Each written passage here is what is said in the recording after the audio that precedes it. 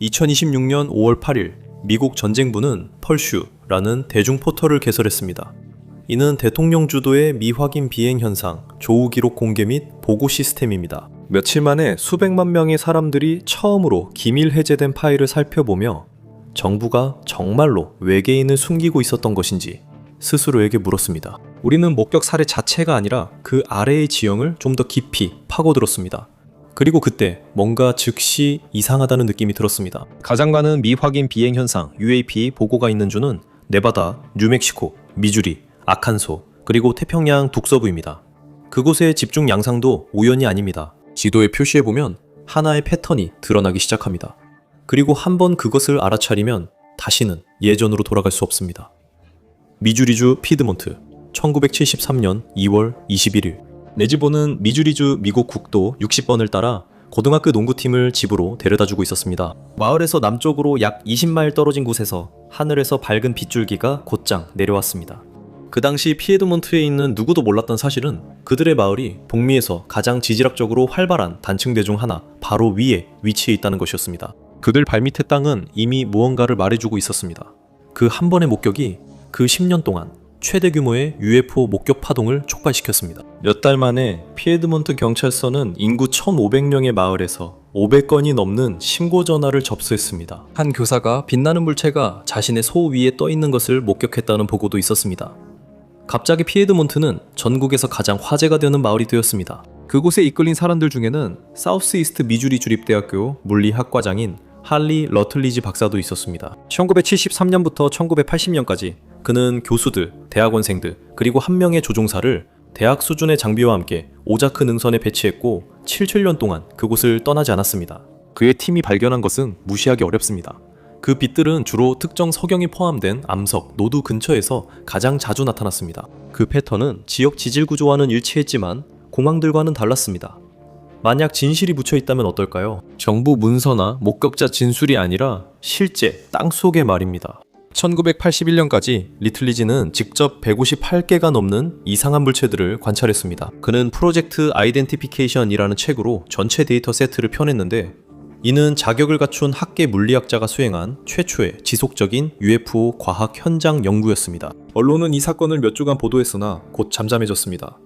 러틀리지는 연방 연구 보조금을 한 번도 받지 못한 채 2006년에 세상을 떠났습니다. 그가 밝혀낸 패턴은 이후 40년 동안 사용되지 않았습니다. 이 두 군집이 지도에서 어디에 위치해 있는지 보세요. 미주리주 파이드먼트와 워싱턴주 남중구의 야키마 원주민 보호구역, 두 곳은 거의 1200마일 떨어져 있습니다. 두 곳 모두 그 지역에서 가장 강한 지각 스트레스를 받는 땅 위에 위치해 있습니다. 파이드먼트는 뉴마드리드 지진대 바로 위에 있습니다. 1811년과 1812년에 이곳에서는 지진이 발생해 매사추세츠주 보스턴의 교회 종이 울릴 정도로 강력했습니다. 미시시피 강이 잠시 거꾸로 흐르기도 했습니다. 야키마 회랑은 캐스케이드 섭입대 내부에 위치해 있는데 이곳에서는 하나의 거대한 판이 북아메리카 대륙 아래로 활발하게 들어가고 있습니다. 이것이 바로 태평양 북서부의 모든 화산의 원동력입니다. 세인트 헬렌스산, 레이니어산, 그리고 빌복의 화재 통제관이 같은 지질계의 한 갈래에 화재 감시 초소를 배치했던 토페니시 능선이 있습니다. 야키마 원주민 보호구역에서 보겔의 화재 감시원들은 1970년대 초부터 계곡 아래를 가로지르는 번쩍이는 붉은빛과 빛나는 구체들이 빠르게 움직이는 것을 보고해왔습니다. 보겔은 그 파일을 미 공군의 프로젝트 블루북에서 일하던 천문학자에게 보냈습니다. 그리고 1974년과 1975년에 전면적인 현장 연구와 조사가 끝난 후 그 모든 데이터는 수년 동안 파일 캐비닛에 보관되어 있었습니다. 그리고 리오그란데 열곡을 따라 콜로라도에서 멕시코까지 뻗어있는 뉴멕시코 군집들도 있습니다. 전미 UFO 신고센터 자료에 따르면 네바다주 링컨 카운티는 인구 10만 명당 약 821건의 목격 사례가 있습니다. 이것은 미국 전체에서 가장 높은 비율입니다. 링컨 카운티는 분지와 산맥지대의 가장자리에 위치해 있습니다. 그 지역의 지각 전체가 단층작용으로 인해 벌어지고 있습니다. 또한 뉴마드리드 단층계의 남쪽 끝을 따라 아칸소에서도 활동이 있습니다. 70년대와 80년대에는 기자들은 띄엄띄엄 전해지는 이야기들을 접했습니다. 현지인들은 이상한 빛을 목격했지만 발밑에서 무슨 일이 일어나는지 알지 못했습니다. 그러나 그 영향이나 결과는 줄지 않았습니다. 1987년 피드몬트 외곽의 한 농부가 자신의 목초지 위에 떠있는 빛을 지역 신문에 신고했습니다. 불과 며칠 후 두 남자가 그의 집 대문에 찾아와 자신들을 연방 직원이라고 밝혔습니다. 그들은 그가 본 것을 공개적으로 이야기하지 말아달라고 요청했습니다. 그들은 그를 위협하지도 않았고 신분증을 보여주지도 않았습니다. 그들은 그냥 요청만 하고 떠났습니다. 노구는 그 요청을 따랐습니다. 30년 동안 그는 그날 밤에 대해 어떤 기자나 연구자, 이웃에게도 이야기하지 않았습니다. 연방 직원들이 지질학적 현상을 본 남자의 입을 막으려고 먼 미주리 시골까지 일부러 찾아오진 않습니다. 지질학적 현상이 기밀 대상을 드러내고 있을 때 그들은 그곳까지 찾아옵니다.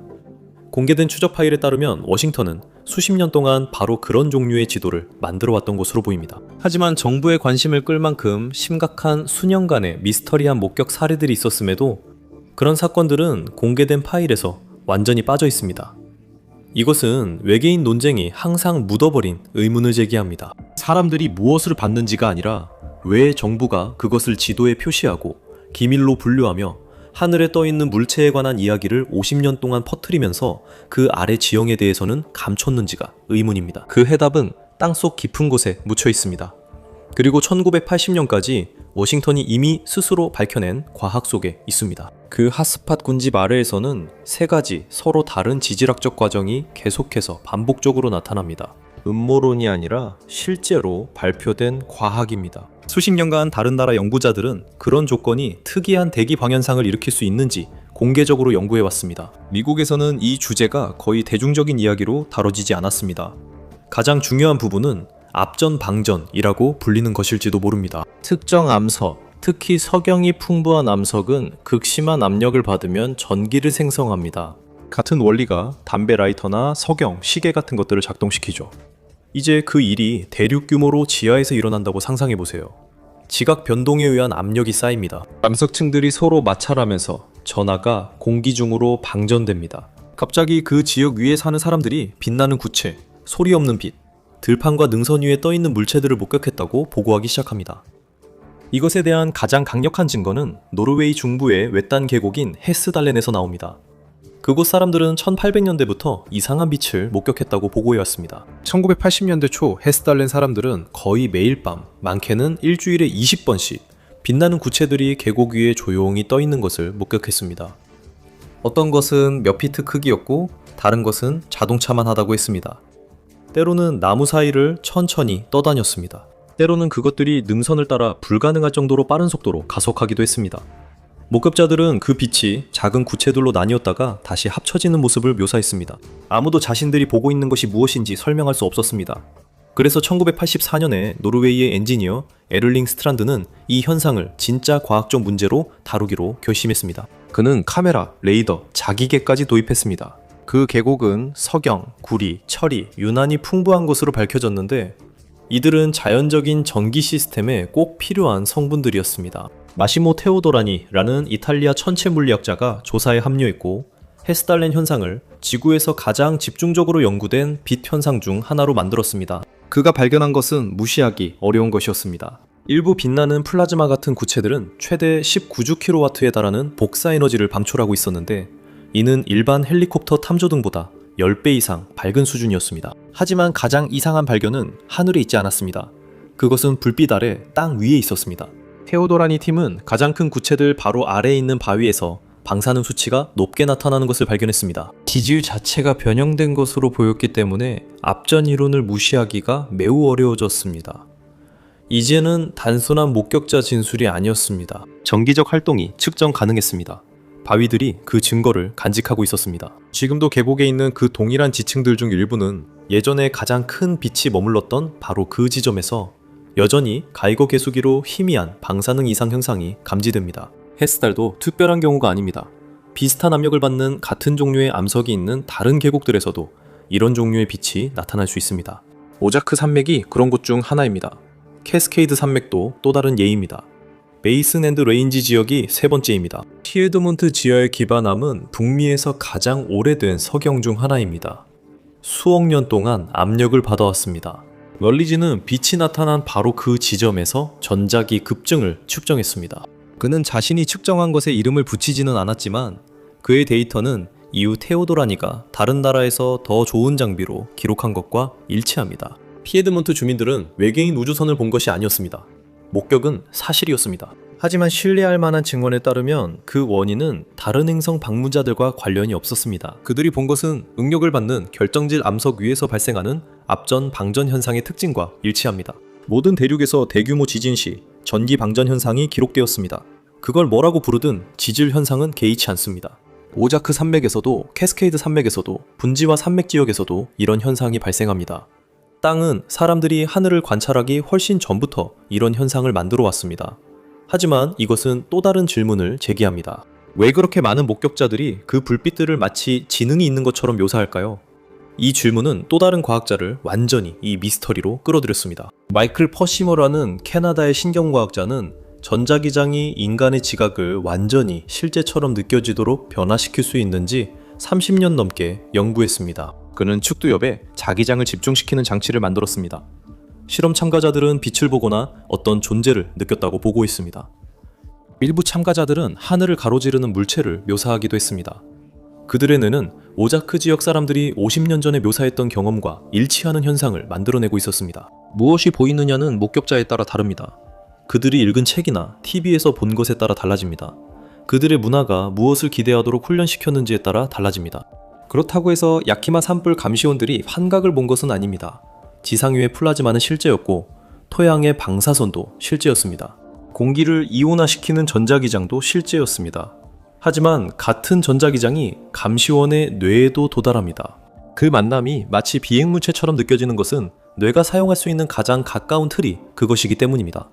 퍼싱거는 2018년에 사망했습니다. 그의 연구는 같은 질문에 수십억 달러를 쏟아부은 모든 연방기관들에 의해 외면당한 채 방치되었습니다. 하지만 이것만으로 미스터리가 완전히 풀리지 않습니다. 목격 현장이 한 곳에 머무르지 않고 군집들이 실제로 이동하기 때문입니다. 1900년대 초반 자기 북극은 연간 약 6마일씩 이동했습니다. 2000년대 초반 자기 북극은 매년 30마일 이상 북극권을 가로질러 빠르게 이동했습니다.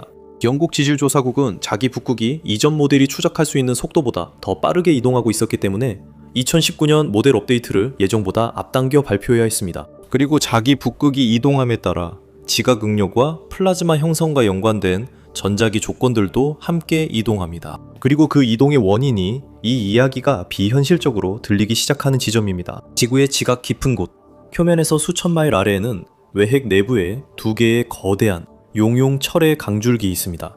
하나는 캐나다 아래에, 다른 하나는 시베리아 아래에 있습니다. 이들은 서로 경쟁하는 자기력을 생성하여 끊임없이 서로 맞서당기며 실시간으로 지구의 자기장을 재구성합니다. 지난 수십 년 동안 시베리아 쪽이 우세해 왔습니다. 그래서 자기 북극이 캐나다 북극권에서 러시아 쪽으로 빠르게 이동하고 있는 것입니다. 그리고 그 균형이 지하에서 바뀌면 그 위의 자기장도 함께 변합니다. 하지만 그 변화는 균일하지 않습니다. 지구의 자기장은 지구를 감싸는 매끄럽고 보호막 같은 껍질이 아닙니다. 그것은 왜곡되어 있고 자기장이 비정상적으로 강하거나 약해지는 부분들이 곳곳에 있습니다. 즉, 판구조 운동에 의한 응력, 플라즈마 형성, 그리고 어쩌면 인간의 인지와도 관련된 전자 기적 조건들이 영원히 한 곳에 고정되어 있는 것이 아니라는 뜻입니다. 이들은 시간이 지나면서 지구 표면을 따라 이동합니다. 그 변화는 항공기 항법에 영향을 줄 만큼 충분히 큽니다. 모든 주요 항공사는 몇 년마다 기내 시스템을 업데이트해야 합니다. 자기 북극의 새로운 위치를 시스템에 입력해야 하죠. 모든 스마트폰 나침반은 영국 지질조사국에서 업데이트하는 모델을 사용합니다. 2019년 업데이트는 예정보다 일찍 발표되었습니다. 자기 북극은 이전 모델이 따라잡을 수 있는 속도보다 더 빠르게 이동하고 있었습니다. 북극 상공의 조종사들은 10년 전과 다른 차트를 사용합니다. 2009년 런던 근처의 스탠스테드 공항은 자기 북극의 변화로 인해 활주로 번호를 2305에서 2204로 실제로 변경해야 했습니다. 템파 국제공항도 2011년에 같은 조치를 취했습니다. 이러한 업데이트를 강요하는 동일한 변화가 미확인 공중현상 통로를 이동시키는 변화이기도 합니다. 다시 미주리로 돌아가 보겠습니다. 이 군집은 40년 동안 북동쪽으로 이동해 왔습니다. 캐스케이드 산맥을 따라 야키마 통로도 이동했습니다. 뉴멕시코의 리프트 통로는 남쪽으로 확장되었습니다. 이들은 지자기장 변화와 일치하는 것처럼 보입니다. 극이 이동함에 따라 자기장도 함께 이동합니다. 그리고 비정상적인 플라즈마 활동이 가장 잘 발생할 수 있는 지역들도 그들과 함께 이동하는 것으로 보입니다. 상세하게 공개된 몇 안 되는 대규모 정부 UFO 조사의 하나는 벨기에에서 나왔습니다.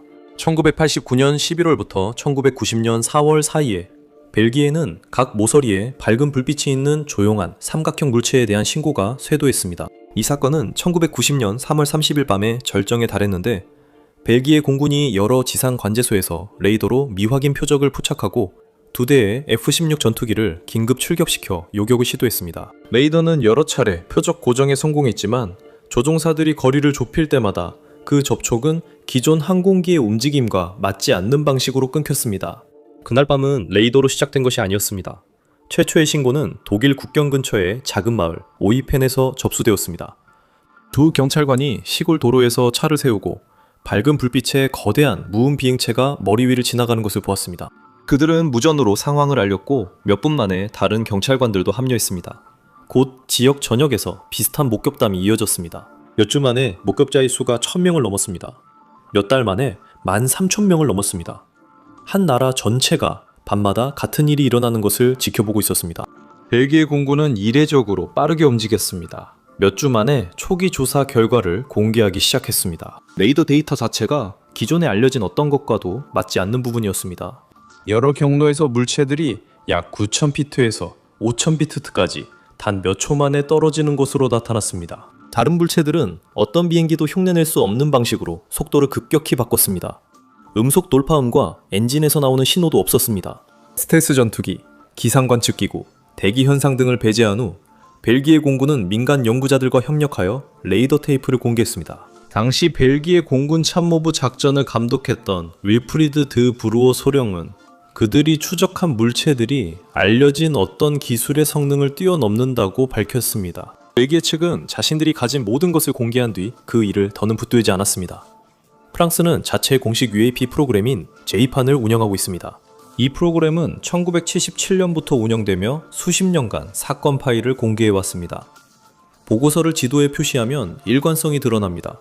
이 현상들은 특정 지질학적 지역에서 나타납니다. 마시프 상트랄, 프로방스 알프스, 피레네 산맥 기슭 등입니다. 이 지역들은 인구 밀도보다는 지각 구조로 더 정의되는 곳들입니다. 다시 말해 미국에서 보였던 동일한 패턴이 프랑스에서도 다시 나타나는 것입니다. 목격 사례들은 활성화되었거나 단층이 많은 지질 구조와 일치합니다. 가장 많이 기록된 사례 중 하나는 1981년 트랑 앙 프로방스에서 발생했습니다. 메나토 니콜라이라는 농부가 자신의 밭에 작은 비행체가 착륙하는 것을 목격했고 그 자리에 원형의 불에 탄 자국이 남았습니다. 치료가 채취되어 실험실 환경에서 분석되었습니다. 공식 보고서는 무언가 물리적인 것이 땅과 상호작용하여 현장 토양 구조에 화학적 변화를 남겼다고 결론지었습니다. 이 보고서는 공개되었습니다. 누구나 이 보고서를 읽을 수 있었고 이 사건은 현재까지 개입한 기록 보관소에 남아 있습니다. 프랑스가 데이터를 분류하고 공개하는 동안 미국도 같은 시기에 같은 유형의 보고서를 다루고 있었지만 데이터를 공개하지 않았습니다. 그래서 다른 이야기가 형성되었습니다. 우주선, 역설계, 회수된 외계인 시신 등 거의 전적으로 하늘에 있는 물체에 초점을 맞춘 이야기였습니다. 하지만 그 이야기는 사람들의 시선을 계속 위로 향하게 했습니다. 목격이 일어난 지형이나 그것이 발생한 장소와 시기를 결정할 수 있는 지질학적 시스템에는 주목하지 않았습니다. 그리고 미지의 현상이 전혀 우주 공간을 이동한 것이 아니라 지상에 훨씬 더 가까운 환경을 통해 이동했을 가능성에도 주목하지 않았습니다. 이것이 피에드먼트 외곽 농부 이야기로 다시 이어집니다. 1987년에 그의 집 앞에 나타난 두 명의 정부 요원들은 아마도 정부가 외계인을 숨기고 있었기 때문에 온 것은 아니었을 것입니다. 2026년에 공개될 파일들의 의미는 그것들이 하나의 명확한 설명을 가리킨다는 데 있는 것이 아니라 어떤 정보가 우선시되고 어떤 정보가 그렇지 않았는지를 보여줄 수 있다는 데 있습니다. 수십 년 동안 대중의 대화는 하늘에 떠있는 물체라는 생각에만 고정되어 있었습니다. 우주선에 대해 이야기하는 것이 지리, 지질 또는 환경 조건을 조사하는 것보다 더 쉬웠습니다. 이런 관점은 사람들이 찾는 범위를 좁혔습니다. 그러던 중 한 남자가 미확인 공중현상 관련 커뮤니티에 큰 파장을 일으켰습니다. 2023년 7월 하원 소위원회는 현대 미국 역사상 가장 많은 시청자가 지켜본 미확인 공중현상 청문회를 개최했습니다. 전직 공군 정보 장교인 데이비드 그루시가 선서하에 증언했습니다. 그는 자신이 14년 동안 미국 정보기관에서 근무했으며 미확인 공중현상 전담반에 배정되었다고 말했습니다. 이 태스크포스는 이후 전 영역 이상 현상해결사무소, 즉 AARO로 바뀌었습니다. 그는 미국 정부가 수십 년 동안 기밀 프로그램을 통해 미확인 비행체를 조사하고 회수해 왔다고 말했습니다. 그는 또한 해수된 물질과 관련된 비인간 생물학적 존재에 대한 주장도 언급했습니다. 이 소식은 모든 주요 방송사에서 대대적으로 보도되었습니다. 48시간 만에 그의 이름이 온통 화제가 됐습니다. 데이비드 프레이버라는 은퇴한 해군 비행사가 그와 함께 증언했습니다. 프레이버는 2004년 캘리포니아 해안에서 그의 승무원이 지금은 유명한 틱택 물체를 목격했을 때 FA-18 비행대의 지휘관이었습니다. 또 다른 증인인 라이언 그레이브스는 2014년부터 2015년 사이에 그의 비행대가 버지니아 해안에 통제된 영공에서 거의 매일 미확인 물체를 추적했다고 증언했습니다. 펜타곤은 구르시 프로그램의 존재를 부인했고 AARO는 다음에 발표한 보고서에서 외계 기술 증거를 찾지 못했다고 밝혔습니다. 그루시의 증언과 공식 기록 사이의 간극은 대중을 한 가지 논쟁에 빠뜨렸습니다. 정부가 외계인을 숨기고 있는 것일까요? 이 모든 논쟁은 더 큰 질문을 외면했습니다. 워싱턴에 진짜 압박을 가한 것은 해외에서 온 것이었습니다. 2024년 중국의 지자기 이상 현상과 암석에서 응력으로 활성화되는 정기적 효과에 대한 연구가 공개적으로 동료 심사를 거친 학술지에 등장하기 시작했습니다. 이 연구들은 중국 지진국과 베이징, 상하이의 주요 대학들과 같은 기관들과 연관되어 있었습니다. 연구자들은 지각 응력이 대기에서 측정 가능한 전기적 효과와 플라즈마 효과를 어떻게 만들어내는지 모델링하고 있었습니다. 이 용어와 방법들은 수십 년 전 미국에서 연구된 분야와 매우 유사했지만 공개적인 과학 채널에서는 완전히 논의된 적이 없었습니다. 베이징의 관점에서 이것은 전혀 UFO 연구가 아니었습니다. 이것은 지진학이었고 지질학이었습니다. 이것은 즉각적인 전략적 문제를 야기했습니다. 적대국이 공개 과학 문헌에 유사한 연구를 발표하기 시작하면 기밀 유지가 원래 의도한 대로 작동하지 않게 됩니다. 워싱턴은 더 이상 비밀을 지키고 있는 것이 아니라 양측이 이미 가지고 있는 정보를 활용하는데 경쟁자보다 단지 더 느릴 뿐이었습니다. 그것은 변화가 필요하다는 것을 의미했습니다. AARO는 2022년에 설립되었고 이후 2024년과 2026년의 국방 법률에 따라 확대되었습니다. 공식적으로는 그 임무가 변하지 않았고 미확인 이상 현상을 조사하는 것이었습니다. 내부적으로는 환경 및 센서 데이터에 더 중점을 두게 되었습니다. AARO는 광범위한 지리적 지역에 걸쳐 전자기 조건, 대기 효과, 그리고 센서 이상 현상을 지도화하고 있었습니다. 현재 국장은 존 코슬로프스키라는 이름의 물리학자입니다. 그는 상원에서 해당 기관이 검토한 어떤 사례에서도 외계 기원에 대한 매우 검증 가능한 증거를 찾지 못했다고 증언했습니다. 그것은 대중이 외계인 사냥꾼이라고 기대하는 기관의 공식적인 부인 발언이었습니다. 거의 어떤 주요 언론도 그 부분은 인용하지 않습니다. 사실 정말 지루한 인용문이죠. 더 화려한 이야기가 계속 방송 시간을 차지하고 실제 작업은 그 밑에서 계속되고 있습니다. 2026년 2월 대통령 지시에 따라 UAP 관련 기록의 전면적인 검토와 공개가 명령되었습니다. 그 범위는 매우 넓었습니다. 여기에는 전쟁부, 국가정보국장실, 나사, FBI, 에너지부, 그리고 AARO가 포함되었습니다. 파일의 상당 부분은 UAP와 전혀 관련이 없었습니다.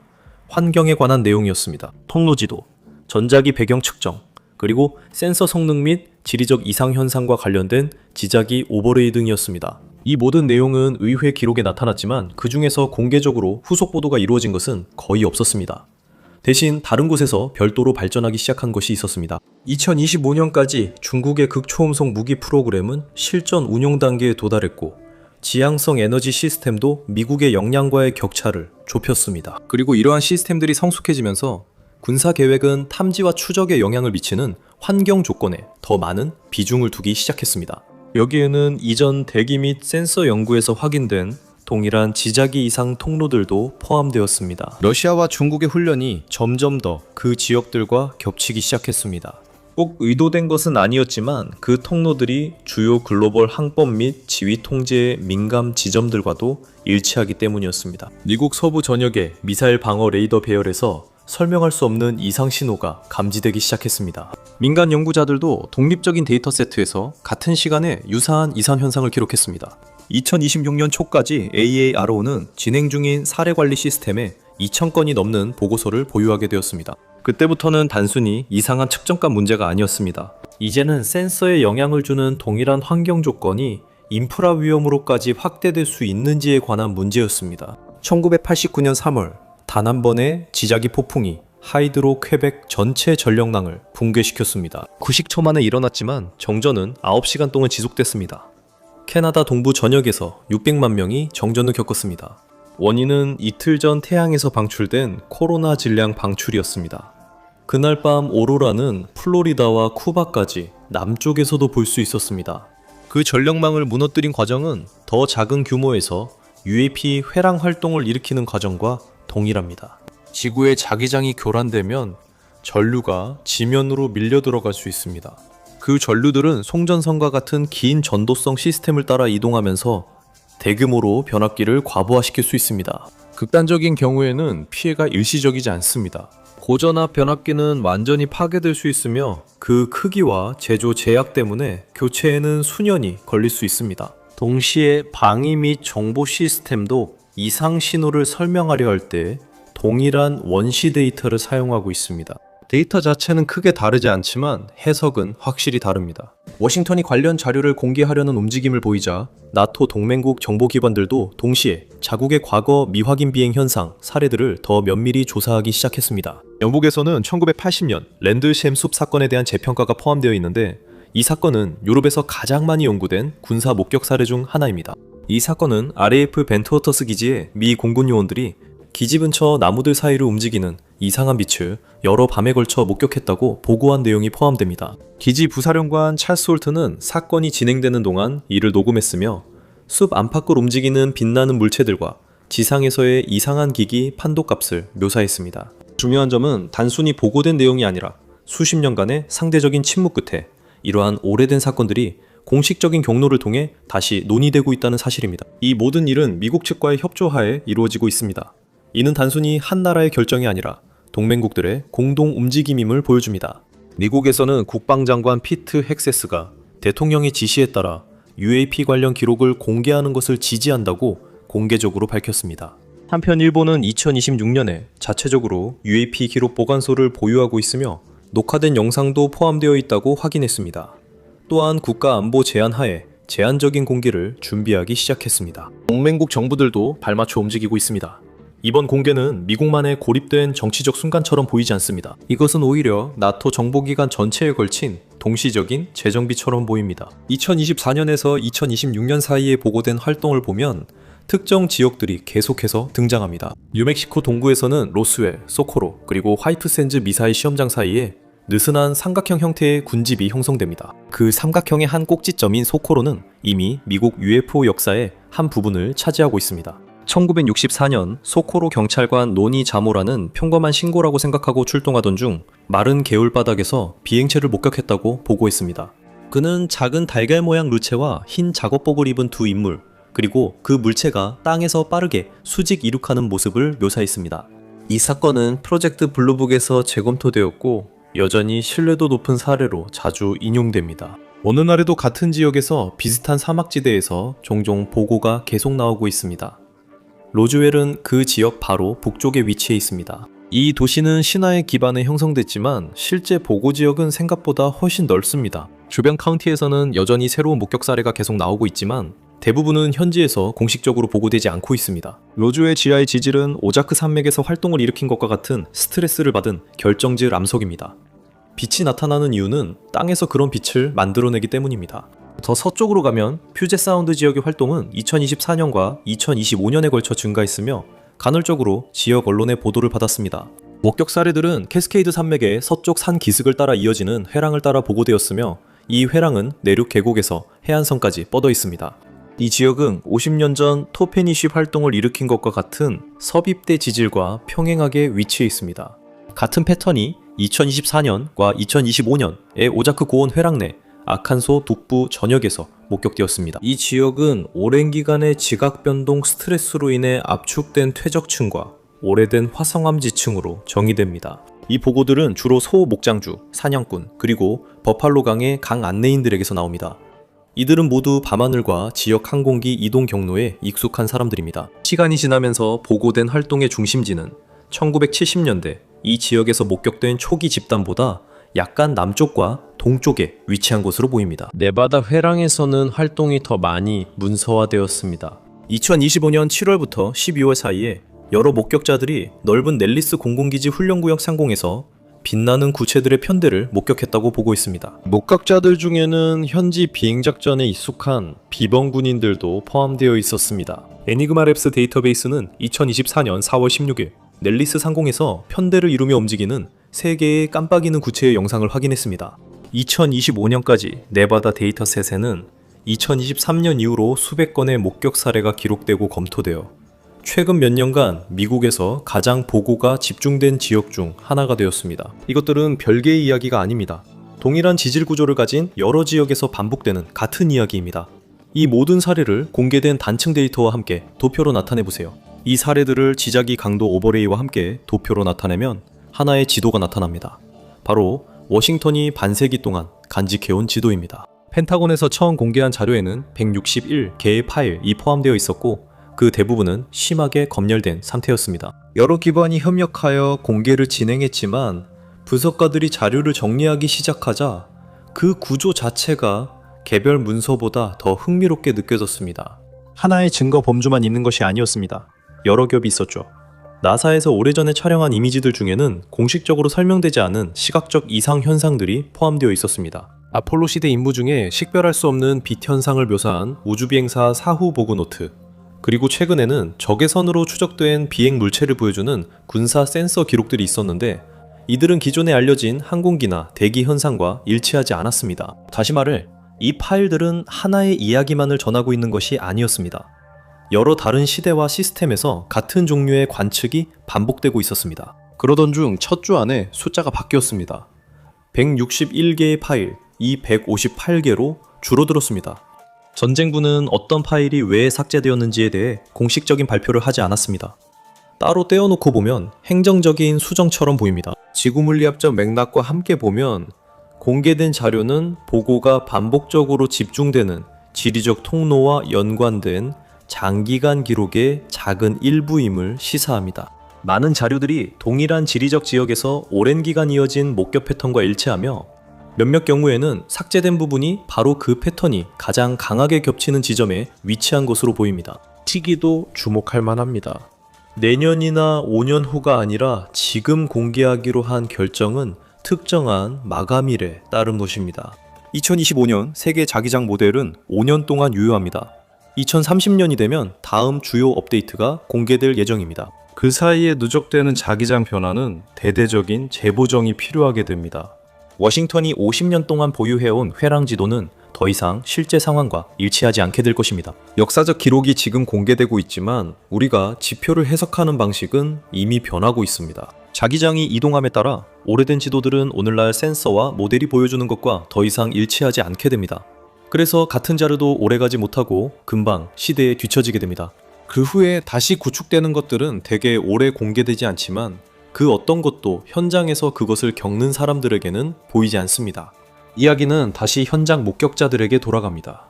2024년 말 한 의회 보좌관이 미주리의 그 농부 자택으로 전화했습니다. 그들은 UAP 사무실이 아닌 전자기 인프라 소위원회 소속이었고 그 보좌관은 그가 1987년에 쓴 메모를 아직 갖고 있는지 물었습니다.